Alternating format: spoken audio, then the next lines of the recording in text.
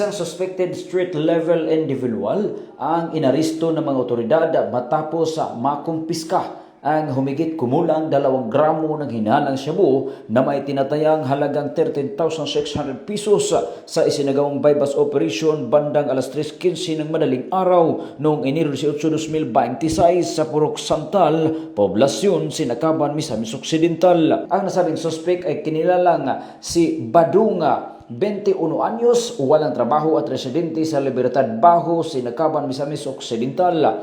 Ang operasyon ay isinagawa ng mga tauhan ng Sinakaban Municipal Police Station, Misamis Occidental sa pamumuno ni Police Captain Dennis Oche sa koordinasyon ng PDEA at may kaukulang Pre-Operation Authority at Tip Information. Sa isinagawang operasyon, nasamsam ang ilang sachet ng hinihinalang shabu, isang 500 peso bill bilang bypass money at isang cellular phone na pinaniwalaang ginagamit sa illegal na aktibidad.